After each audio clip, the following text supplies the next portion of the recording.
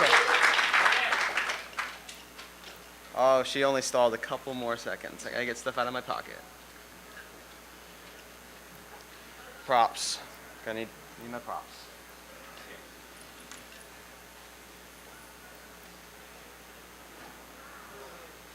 Oh, see? That did it.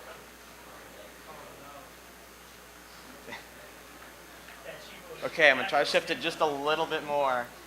I might be tempting fate too much here. Yay. Keep going between blue screen. Oh, come on, cable. This is not my desktop. This is, yeah. I don't even want to like touch it, say change slides now. So this is going to be the only slide we see the entire time. Yeah. Yeah. I'll turn it off and on again. Okay. All right, so yeah, I kind of am looking over there because it's weird looking down at the screen, so I might switch in between. So yeah, I'm JP Dunning. I go by the handle Ronan. This is my first time at Hope, so I'm really excited about the weekend and stuff, and it seems to be a really cool crowd. And I'm going to talk today about the hideous methods of keystroke injection. So what is keystroke injection? It's the emulation of a keyboard. So it's without actually having the physical keyboard there. You're using something else to emulate the signals that are sent, that are interpreted by your computer as keys. So it's like you press a key. The benefits of leveraging this, so I'm going to talk about this from a security perspective as kind of pen testing, and you're using this as sort of an attack method.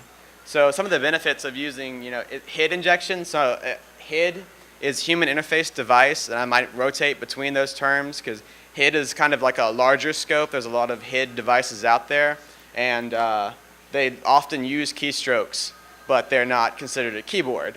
So HID injection is probably a more accurate way of stating it, and that's what I normally use in my lingo.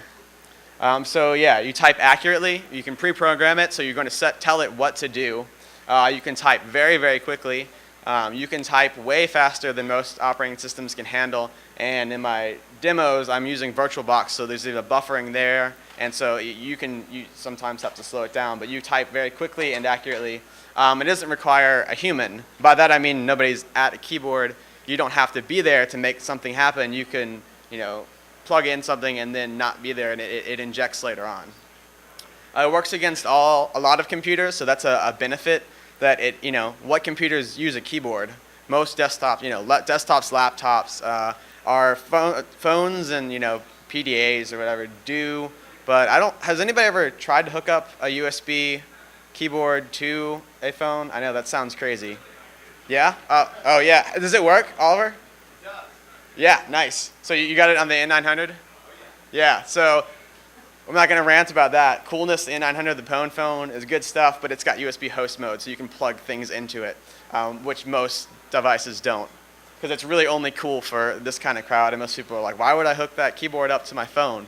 Because you can hook your keyboard up to your phone. Come on, people. So most likely not on those. But it's this specific, what I'm talking about today, I targeted Windows, Linux, and OS X, which are the most common desktop, laptop platforms. Probably not in that order. Unfortunately, not in that order. So what is hideous? It's human interface device, which is HID, injection over a USB suite, because you have to come out with some cool acronym. It's a library for keystroke injection. It's designed for the Arduino platform, so you're going to be leveraging Arduino type hardware for this. It reads payloads from micro SD card, which is different from some of the other projects that are out there. So you don't have to, all the configuration is done by the user on the micro SD card, which makes it fairly convenient. And the users select payloads on the fly with a dip switch. So you can change between payloads without having to do, you just, at a moment's notice, you can decide you want to run something else than what you had previously planned. So what are the different payloads?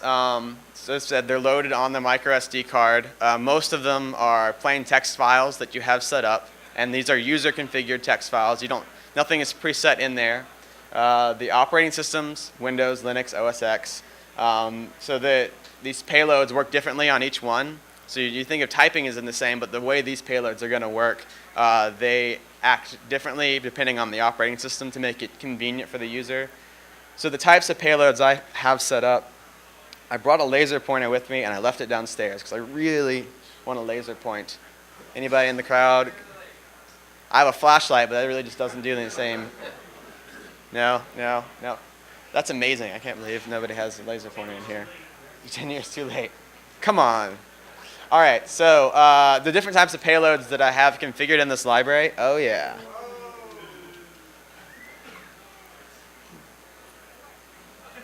Well, that's a light. That's the light one. What is the other one? Okay, cool. So for the people at home that are obviously seeing what I'm pointing to. So command, script, binary, and something called RedButton that I'll discuss. So this is a payload that's going to be one command versus a script or a binary executable in RedButton. So a little bit of the selection process. As I said, you're going to use the dip switch to go between them. I decided to incorporate a safe mode because this is launching stuff when it's plugged in, so you want that. As a developer, I realized that you want it not to do that stuff sometimes. So when it's flipped to binary 0, it's not going to do anything. That is the safe mode. You know you can plug it into your computer then. If it's in 1, then it's going to type out help because I figured there's a lot of possible modules there, and you might not have that. You might not want to take out the SD card and plug it in and look through that. So how the modules work, they're self-encapsulated. So you have a folder. So like that's advanced. You just have a folder and all the files are in there that all the resources that you need. And one of those files is help.txt. And that's just the description you want to give that particular module of what it's going to do. So this reads through all those folders and just prints that out for you to make it convenient. And then the rest of the modules are these payloads that you're going to inject onto the system, these user-defined ones. So the terminal is key here. And I'll talk a little bit more about, we generally think a mindset of you need the mouse to interact. We all interact with the mouse to do stuff on our everyday life. As I've done this project, I've tried to interact less and less with the mouse just to see, because you can really get almost everything done on your computer.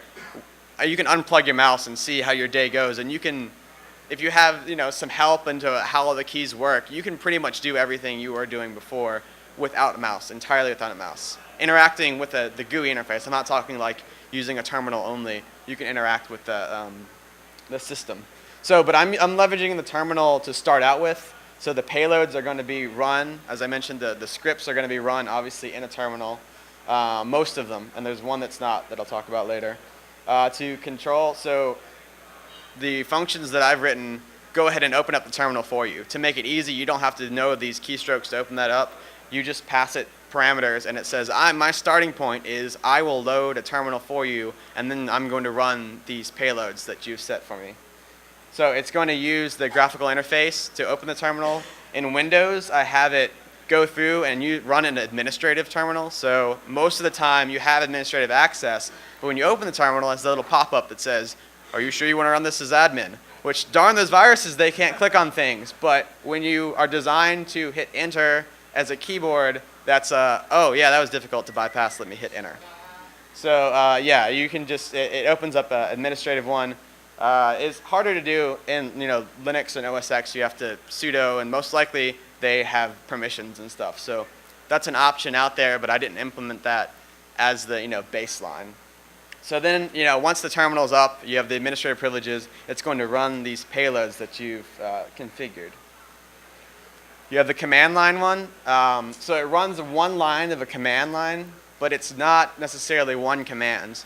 So how many people have typed in more than one command on a command line at once? You know what I'm talking about. Okay, good, great crowd. So this is exactly it. You can use the ampersand or the semicolon in Linux and Windows to add additional commands that says, after this one's finished, run this one, and after that one's finished, run this one, or run these two together, or if this one fails. There's a lot of different combinations you can do just with one line. I've seen some people that are really good at not even writing scripts, because they can write everything that would be in a script in one really long line, and it's really, really hard to read. But it's like once you read it, you're like, that is really cool that it's just all fit in one line. You hit enter, and it's going to do all that stuff. So you can actually get a lot done just with a single command line, and it's sometimes easier to put that together. It makes timing easy, so a big part of the hit injection is you need to predict how the environment's going to react, because you're not getting feedback. You're saying go, and it's doing things, so you don't know how long things are going to take. With a single command, you bring up the command prompt, you run it, and it's going to do its thing, and you don't care what happens after that. You've got all the timing is built in because you're running that one line. So there's also no need to write anything to disk like the other two. You're just running the command, so it's going to do that stuff. And then at the end, I have it exit the terminal once you've finished. So does its stuff, leaves the terminal, and then basically nobody's the wiser. A lot of this is trying to be nobody's the wiser, unseen, hidden detection. You're trying to get these injections to work while nobody's observing it. So scripts make things a little easier. I'm sure there's a lot of people who use scripts in here, and we use them in our daily lives, but thinking of the basic languages that we use as attack platforms, there's a lot you can do with a batch script. You can destroy a system with a batch script really easily, or you can gain information just with the local resources. So basically it opens the terminal, types it into an editor. I originally developed it with edit, which is one of the 16-bit old commands in Windows, which was awesome. I was so proud. I was like, I don't have to leave the command prompt to do this. And then I tried it on a 64-bit version of Windows, and it was like, what is that? It's like, I was so proud that I didn't have to use Notepad, and it was like, well, crap. I have to use Notepad. So this types it in a Notepad in Windows and then in the terminal in Linux and OS X. So types it in, saves it, runs it, deletes it. So this is, again, like a long command, but it's going to save it in a temporary directory, run it, and then delete it once it's done. So a lot of this, what I designed was it's self-cleaning. So you do, your stuff, and then by the end, it's gone. I'm not talking like hardcore forensics, but to the naked eye, it's pretty much gone, and it never existed. So you can use, leveraging native scripting languages. A lot of what we want to do with hit injection is use the resources that are there. Unlike, if you're going to be downloading an application or like using like Meterpreter or something. You're thinking like the backdoor shell. You have to get that on the box. We don't have to put any new software on here at all. So we're using what's already on there. The only difference between how I run these is, it's either / or Python space, or that's the only reason there. If all of it's going to be / that would be fine, and running it in Linux or a batch file, you just want to type in the file name and hit enter. So they're run a little bit differently, which is why I list them out there as opposed to saying all scripting languages. But if people want to add more, it's just for like one line of code for me to say, okay, now I support Ruby or another language. So it'll be really easy for me to update that later on. But and then you have more advanced options. The single command entry. So a binary you can run. The idea is you've got a binary on your flash drive and you want it to execute on the host system, the target system. So how do you do that? All of the scripts that I use across the board on these operating systems read in the binary and then convert it into hexadecimal format, then type that hexadecimal format into the system in the command line or in Notepad or whatever, and then convert that back into a binary, and then run the binary, and then delete the binary.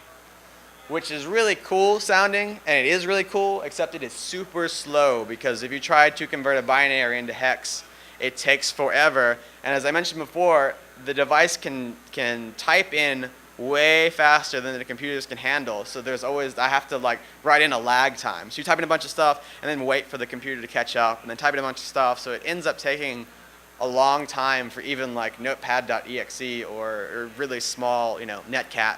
Typing over netcat takes a while. If you have a couple hours and there's a really high-end networking security system, IDS, IPS, whatever, that's blocking you from getting anything else on the box, and that's your way of doing it, okay, but otherwise it's there. It might be fun to play around with once or twice, but it's going to be really a lot slower than just using a script to download something and then run it for you. But this definitely took the most time to implement. There's a lot of testing in here. RedButton. Never use RedButton. So what I decided to do was like, I don't want a script. I want something that's basically going to randomly wreak havoc on the system. Because, sometimes late at night you get bored of the project you're working on. You're like, I want to add something new and fun. So I thought, what are the worst things you can do randomizing with the keyboard? So it does a mouse movement in a random direction. It'll click a random mouse button, so the 3 mouse buttons, right click, middle click, left click, it'll do one of those randomly. It'll randomly hit the GUI key. So in Windows, the GUI key is like opens the start menu. And then it'll hit arrows up and down and then hit enter. It'll open up the command, the run command in Windows, like you hit Alt-R and you have that little run. It'll do that. It'll type in, it does the start menu. It does the start menu, types in 2 characters, waits a second for Windows to recommend something, and then hits enter. That's what I would like. So it launches random applications. The GUI one is, I think it runs a random command. So it's also random timing between all of this. So it's going to wait, I think it's like between 1 and 10 seconds for all these things to go on. So I accidentally had this running on my computer once. And, I walked away, went to the bathroom, came back, and just like all these apps were up. Nothing was running. Everything was frozen. It's like, this is a cool way. I should implement this. So it's there. It's a function you can call. The one reason that it actually might be useful is if you're trying to break out of a kiosk. If you have access through USB to a kiosk, which some of them do, then, by a kiosk I mean like a public computer that's, got an interface that's not like Windows. You maybe be able to click around or search their website or whatever, but a lot of times one of my hobbies is breaking out of kiosks. And so I thought it'd be really cool because a lot of times you can end up doing it if you spend enough time. So the goal with this is it's going to click around and try every key combination you can possibly think of, and it's either going to crash the thing or probably wiggle its way out eventually. So you kind of plug it in, walk away, come back, and see if it's either crashed or broken out or what's happened, and maybe do it a couple different times. But or it's a fun prank. Hey, plug it in, walk away, you come back, and your computer can be completely foobarred. Like it can really, really mess some stuff up. So that's why I wrote it. So I mentioned there's one exception to running native scripts. I wrote something called the HID script. It's a parsed language. So it's weird to say like I wrote a language because it's really not a lot of a language. It's really just parsing some syntax. And I'll show you an example so you know what I'm talking about. So running Python and batch scripting and stuff, that's cool, but it's harder to interact with the GUI doing that. Unless you are an awesome, how many people think they can do that in Python? Like how many people have the skill to run a lot of the stuff, or like Perl or something that you would like? Can you emulate a keyboard click in any of those languages? I'm asking. I really didn't look it up, and I figured asking a broad crowd was easier than me searching online. That was the laziest there. Just send it out there. Okay, so maybe not. So I created this language. It's parsed, and it will use the keys that you're not able to type directly. So like you can type A, that's fine. But how do you type function or, F7? Well, you can't when you type in F7 and it's read in, it's going to type out F7. So it's not going to actually hit the F7 key. So this script is kind of the answer to that, so that when it's parsed, it's actually going to hit these keys that are mapped on your keyboard and not just read it in as like ASCII text. So it translates the script. There are 4 main components to it. So you have plain text, so you don't have to use this scripting language for everything. In the middle, when you want to type in like hello world, you just type in hello world. And then when you need to use the special keys, at that point, you can use the language. There are special modifier keys like Control, Alt, Shift. So you hold them on their own, and they don't really do much. But when you hit like Control S, the combination of the two means something significant. So you have these special modifier keys that when they're in sequence with either themselves or another key, they mean something else. So those are a little more significant in the language. You have, as I call, just regular parsed keys. All the other keys on the keyboard, when you hit them, they do something, or they do something in combination with the modifiers. And then I have commands, and I'll just demonstrate what that is. So this is an example of the script right here. Very simple, basic, and it kind of gets to all the points I was talking about. So you have a command, a modifier key right here, the right GUI key on the keyboard, and then R. Does anybody know what that does? Run. That starts the run dialog in Windows. So another thing in here, this is the command that I have right now. I might probably add other commands as it gets more robust, but it's the wait command. So a lot of this, as I mentioned before, is timing. So the wait command, it says, right now it interprets that as 1 second, and I think I'm going to change that to be milliseconds. Most of the time, when you're doing something like this, you want to be able to delay, you're in this environment. A second versus 2 seconds doesn't really matter. But there might be exceptions to that. I did this to make it easy because we normally think of something in a second, and thinking in milliseconds is weird normally. But it makes a little more sense to say if there's certain things like, for instance, if you're trying to do like a video game or something that's really quick paced, those kind of milliseconds might even matter to operate your bot in WoW. You really need those milliseconds to do their stuff. So I might end up changing that. But anyway, that waits for 1 second, so that's a delay. Waiting for the terminal to pop, or the run command to pop up, types in Notepad, hits enter, waits 2 seconds for Notepad to pop up, types in hello world, hits enter, and then hits Alt F4, which closes an application. So this is the HID version of hello world. So yeah, you have your regular keys here. That's a regular key, regular key, regular key, regular key, and then you're just plain text. And you can actually have multiple of these. Like if you want to hit Control Alt Delete, sometimes you use multiple modifiers. So all of the key sequences are one-liners. So any time you want to inject the key like that, I have it set to parse in one line. It's easier to parse, and it's a lot easier to look at. Because if you had to look at typing it all out and it's just like wraps around or it's randomly there, it's going to be gobbledygook. So I'm taking the Python method and kind of like saying you have to do these certain things just so it'll look better. What? What language are you using? This is my language. This is a plain text file. Like this is it right there. You would put that in a text file and it will interpret it. He's asking what language am I using? So this is the language. So it's going to read in this as a flat text file and then interpret it. The device, I'll talk about that in a second, the actual device that I'm using. It's an Arduino-based device. So the device is reading this file from the SD card, parsing it, and then reacting accordingly and producing those keystrokes. Yeah, we're going to get a couple demos in.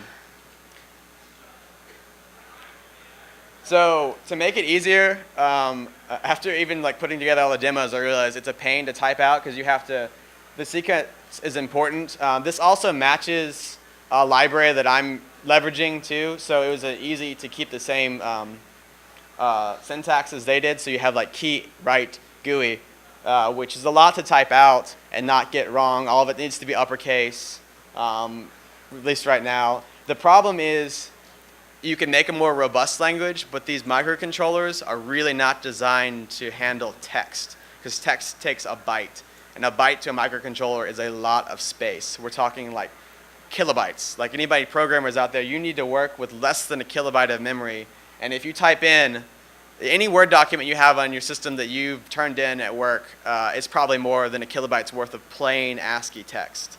So you have to really strip down as much as possible and restrict these languages. So I'm taking it this way. This looks a little bit easier to read because if it could be uppercase, lowercase, I think in the end it'd be harder to look at. So anyway, typing all that uppercase is something we're not used to. So a friend of mine put together a HID script generator, which makes things a lot easier. So it's a point-and-click web interface. It's written in HTML and Java, and when we talked about it, I specifically wanted it not to rely on a back-end server.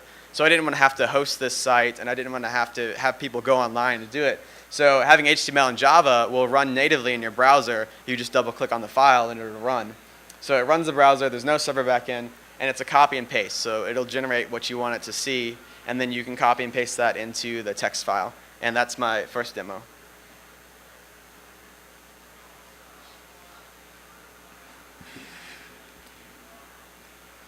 I want to move the laptop up here, but that's not going to happen. That cable, I don't want to breathe heavy. So I want to be shifting over there a little bit. This is what it looks like now. This is the beta version of how it looks. This is functional, and color schemes are fine, whatever. It's pretty simple. So let me just show you, kind of emulating what I just did. So I want to hit, what was it? GUI key, and I want to hit R.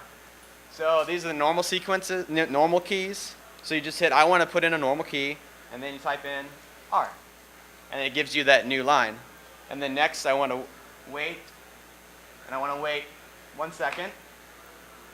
And then I want to type in Notepad. And then wait 2 seconds. And then type in hello world.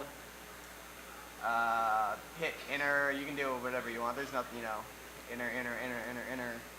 And then I want to close the application.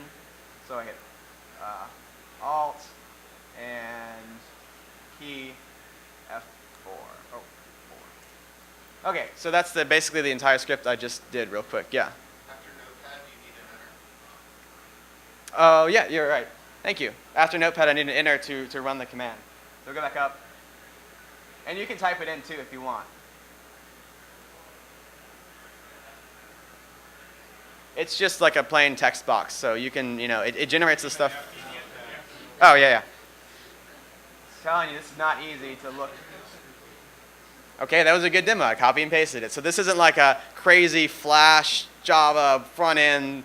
I just don't believe in those things. Why not make it like this? Why does it have to have Flash running and slow down my browser and take forever and crash all the time?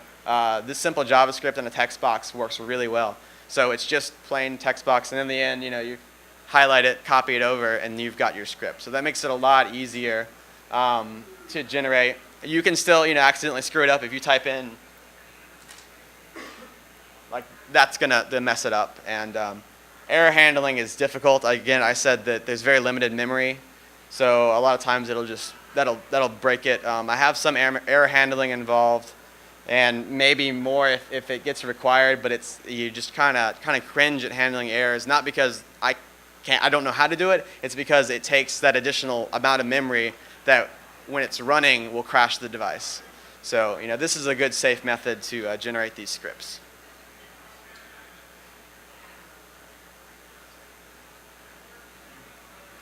And I talked about this just a minute ago, you know, how to interact with the host operating system without using a mouse. There are a crazy number of keys, and I'm still learning them. And I get amazed at how many of these, you know, and a lot of it's like weird stuff. It's not like Alt-Tab is something we're used to, but it can be like Control Function 3, and it'll do something really cool and crazy. There's just all kinds of commands out. That's not a real one. I don't know what that does. But there are lots of these modifier key combinations out there, and they're different for different operating systems, which is why I mentioned before I targeted, you know, OS X, Windows, and Linux, because they each have different ways to run stuff. So I had to write them separately. But yeah, if you look online, Microsoft actually has a really good, if you can find them, has good documentation in chunks about certain types of keyboard combinations to do these types of things. So there's a lot out there. As I said, you can pretty much do everything without the mouse. So some HID attacks. Leveraging HID to do an attack, what are the pros and cons in general?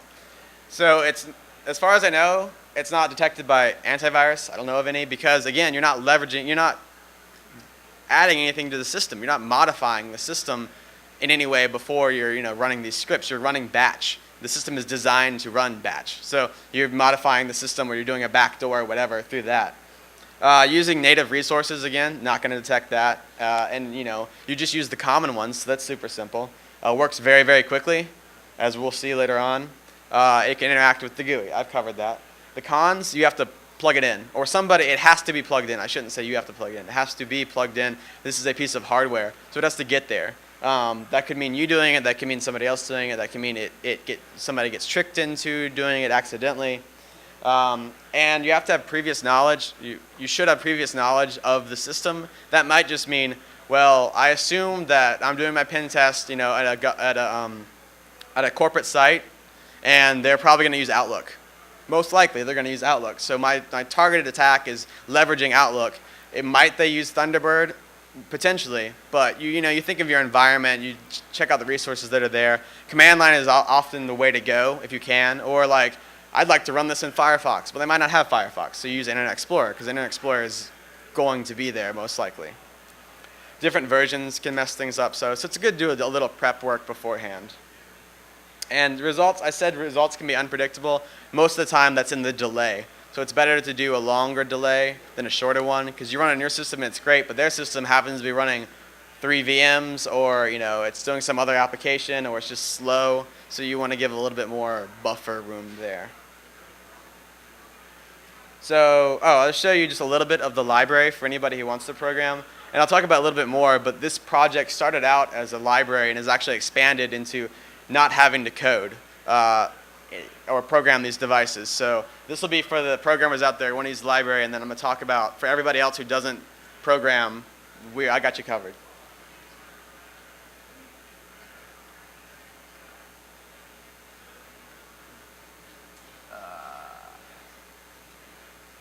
So I'm not going to go through all of the code.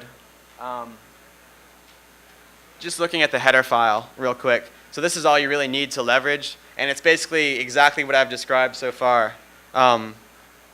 You've got I want to run a binary, and it's just got it for the different operating systems. So here's all the Windows binary functions, this to run a script, to run a command, and to run the HID script and the all-important RedButton. All you're doing is basically telling it where to put that file on the operating system and where to read it off the SD card, and it takes care of everything else. Makes it very simple. All of that's done in the background. You just say, hey, here's where the file is. Here's where I want you to load it on there. I would suggest the temp directory, and you're off and running. So that's it. That's the whole thing that you need to worry about. There's a bunch of code in the back end that makes it run and does all that start menu stuff for you, but that makes it much easier to use.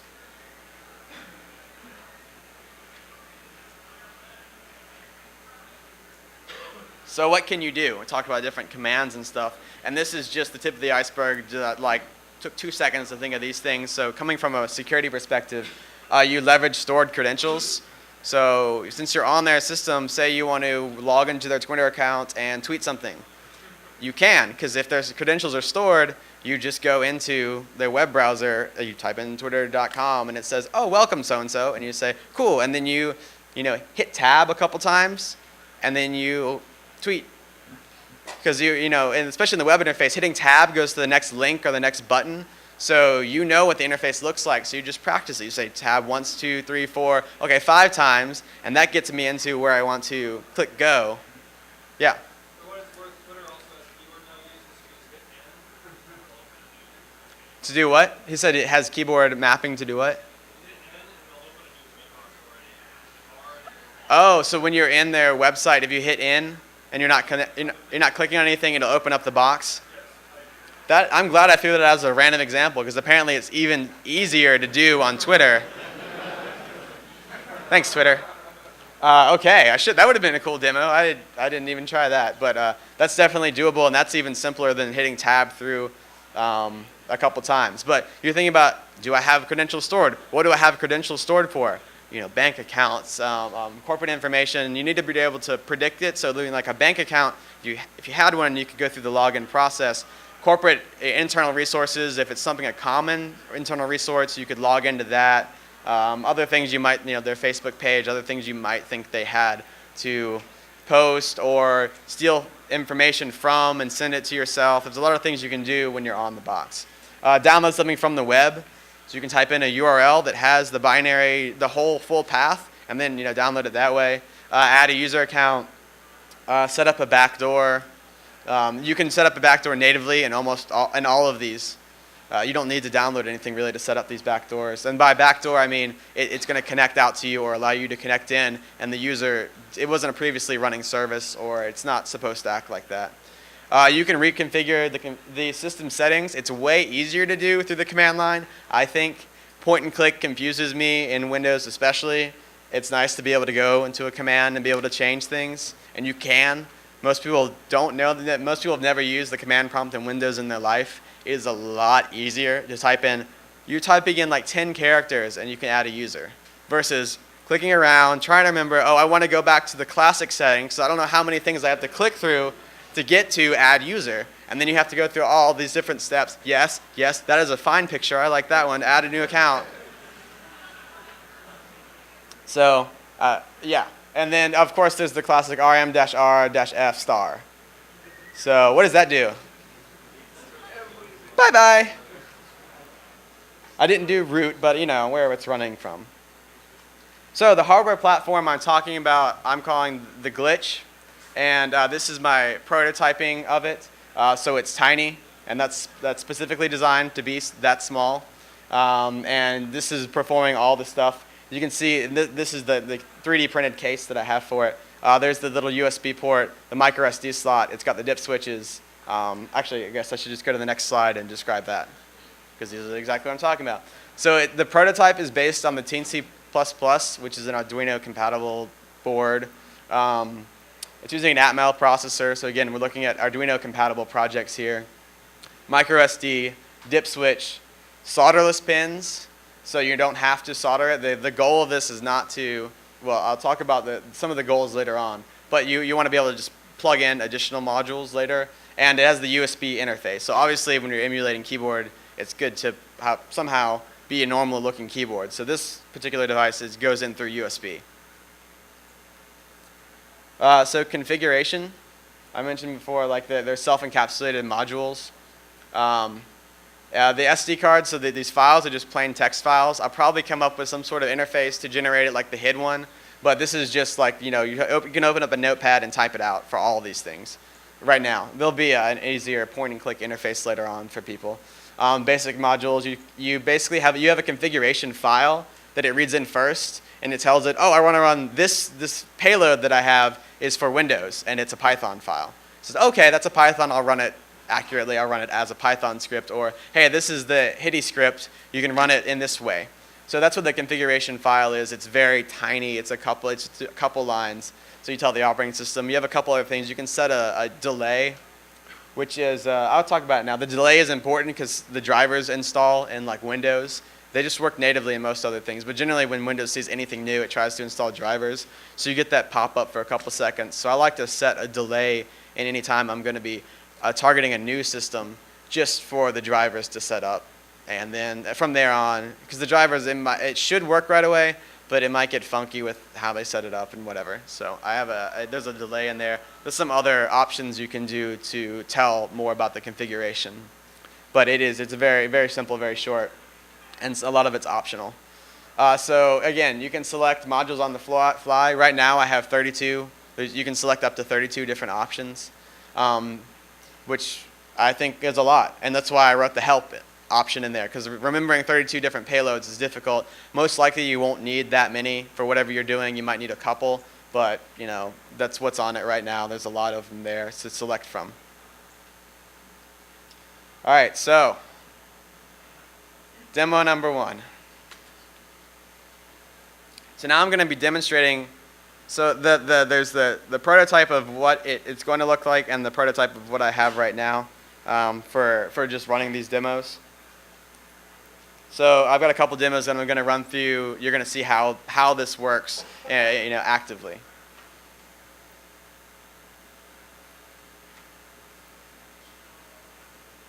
So the first one I'm going to do is Katana. Has anybody here used Katana? Yay! I wrote Katana. And you can see the difference between this one and the others is there's a little 3.0 up there. This is the new version that will be coming out soon. My goal is to do a beta release at DEF CON. My goal, nobody hold me to that, but that's what I hope to. I'm very, very close to having it done. So that's a sidebar and another project I'm working on. This is a multi-boot USB drive. So it's all running off my flash drive, and you can select from all of them and stuff. So I'm going to try to use this. I decided, actually, I put these pins going out. They're going to go in just to make it look a little bit better. And they actually fit underneath really well, and you can still put stuff into it. But that's kind of what it looks like. This is just for my demo. It's going to be much smaller than this.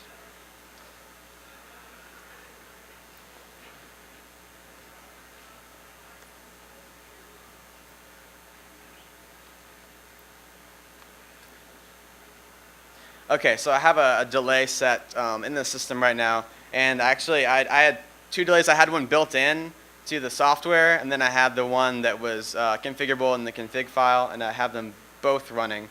So let's see if it starts up. It takes a couple seconds, unfortunately. I should have reprogrammed it before, but let's see. Oh. Huh. No! Okay, I'm going to try to plug in from the other side. Not good. So I had it set on 0. What does 0 do? Nothing. Best demo ever. Success. Success. That was the first demo. But it did nothing. I'll see you guys later. Okay.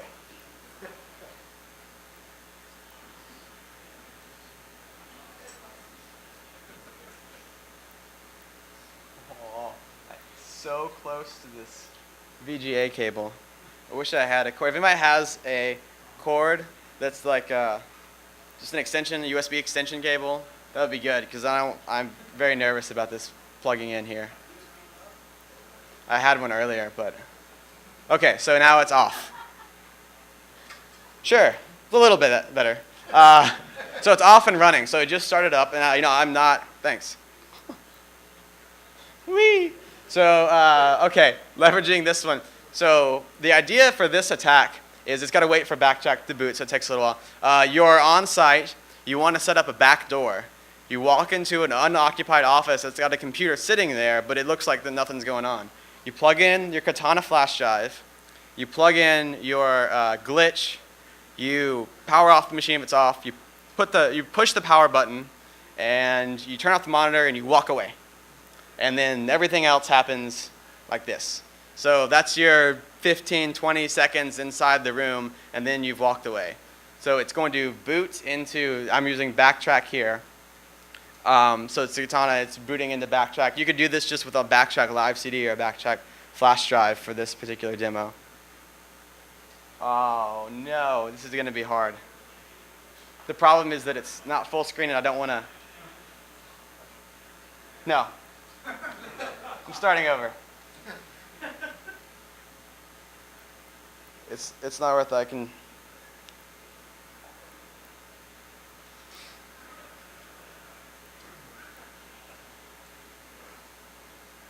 No, I don't care about that anymore.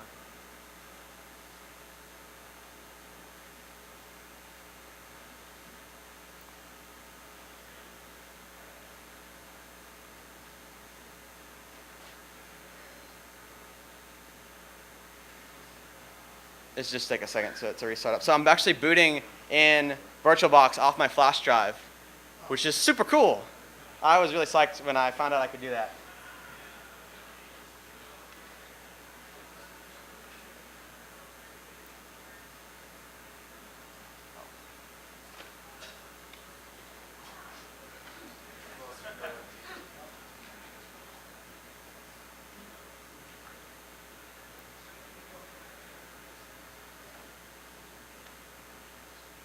Okay, now when it full screens, it should be good. Problem is, like, the boot menu is really small, and then it gets full screen. I had to change the resolution and blah, blah, blah.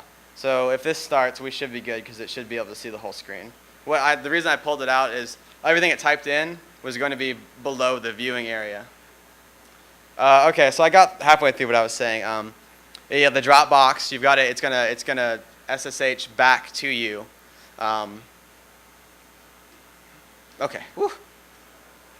Seen enough blank screens so far today. Well, that was going to be my filler while it booted, so now I have to wait for it to actually finish booting. So there was no good way to make it boot any further. So, but when it does boot, we're going to see some awesomeness. So, but you could do all kinds of stuff here. This particular demo was just trying to leverage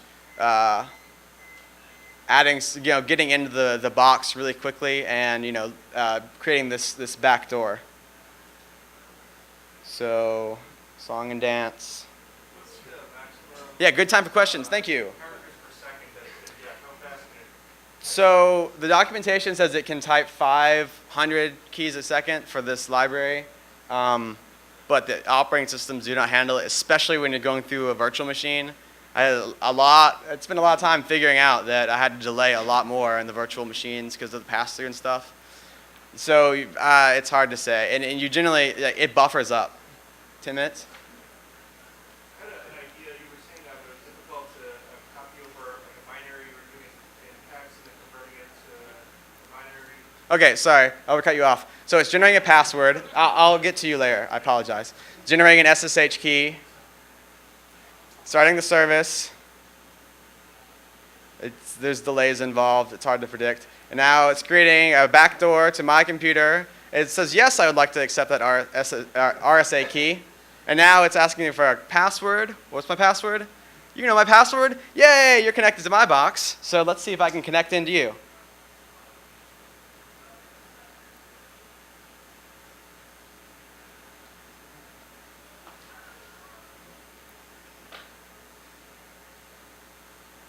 Oh, not the right terminal. Oh, hold on.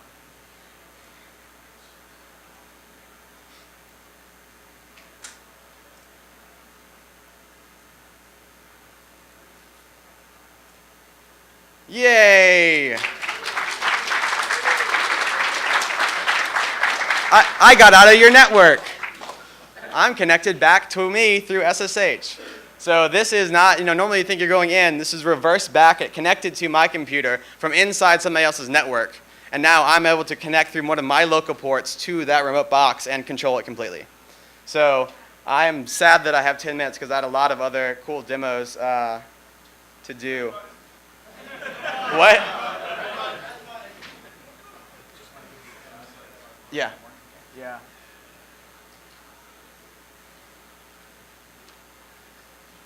I'm gonna do the second one. I'm gonna skip the third one. Or skip the, let's see. Darn, thinking. Are you selling kits for this? Yeah, I'm gonna cover that at the end, so I'll talk about it. It's like how to use it.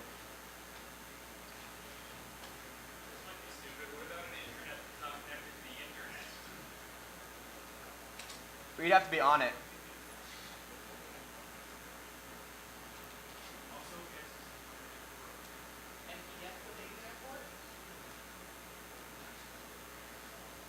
Oh.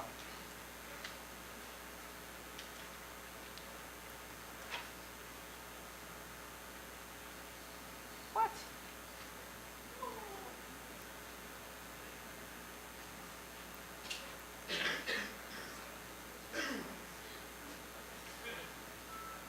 Here we have our pretty files. Now we're going to wait. So this one, I'm going to skip. I didn't go back to my slides. This one was called Where's My Money? And the idea is that your roommate or cohabitant owes you for the rent, and you want to punish them, and you want your rent money. So, ah.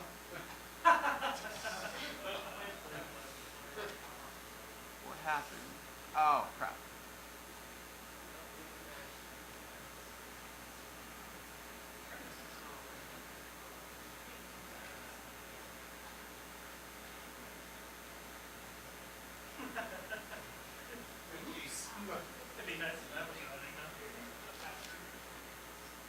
Ah. So close. I need 2 of them.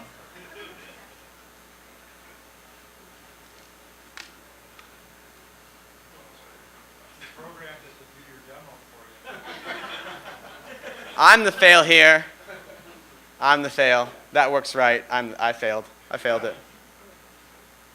So I'm going to speed through the rest of my slides after this. Yeah, wow, I had a lot more to show. So I'm going to be at the Hackers for Charity booth most of the weekend, and would love to talk to people about this. Come on. Okay, good. So they owe you money, and what do you want to do against them? We want to download this batch script. What does it do? It runs very quickly. And you're not going to see the code, but I'm going to tell you what it does. So now it's going to go to the download directory that it downloaded the file in. It's going to run it. It runs it very quickly. What are those files doing? Oh, you didn't see it real quick. Let me tell you what they did. Oh, my files are gone. Where did they go? They're hidden, and I ROT13 the name.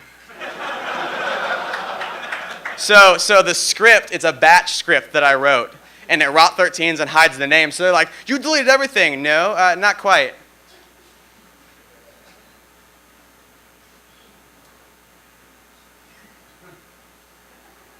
What is that? Well, I have the .13 extension. I route 13 the name and the extension. So if you don't know what you're doing, Windows is never going to let you run those files again. I have a reverse that I can do, but that's obviously when they've paid their rent.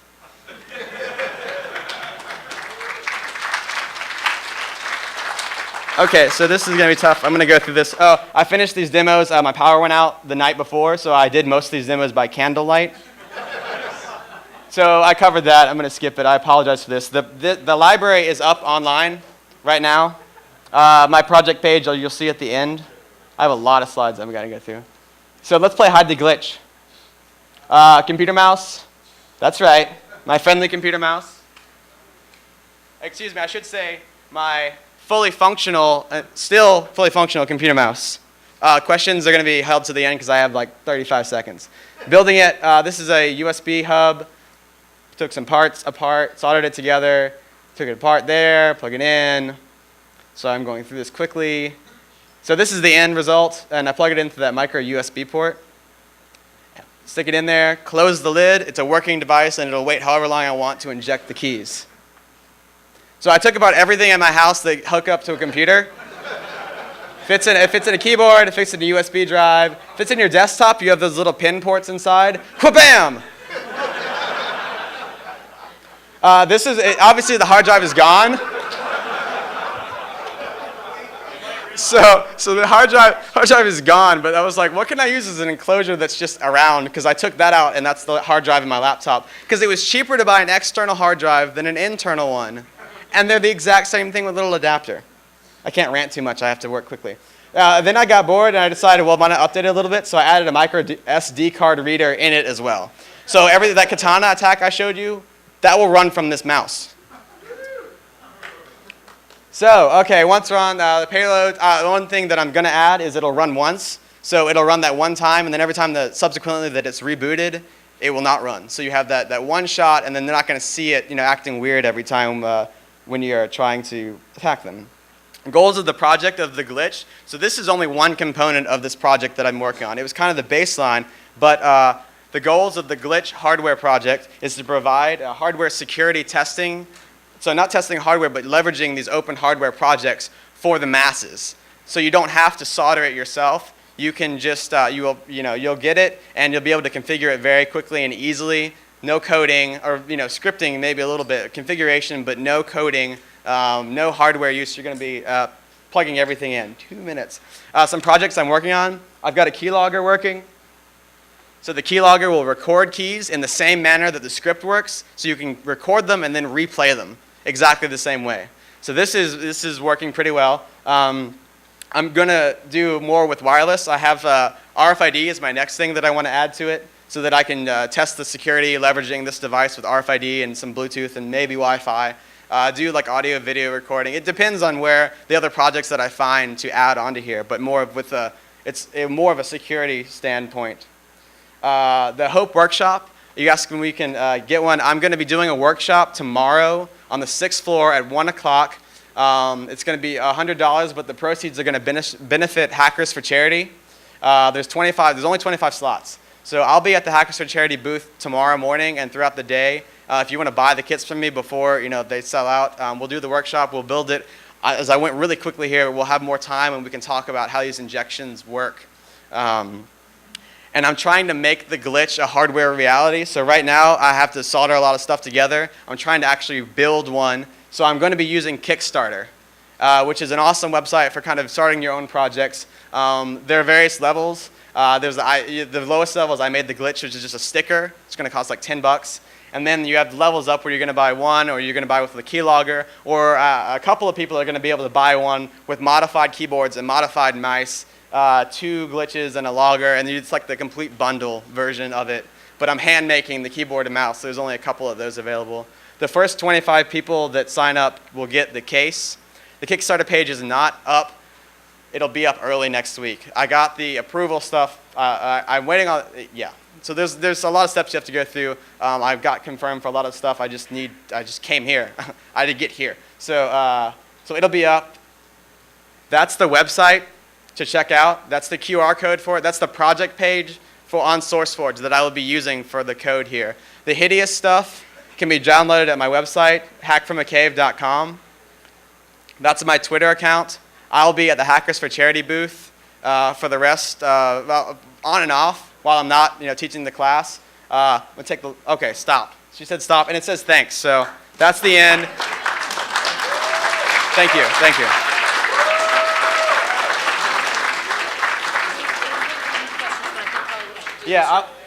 I'm going to do questions. I'll be at the Hackers for Charity booth in like 10 minutes, which is downstairs in the hardware hacking area.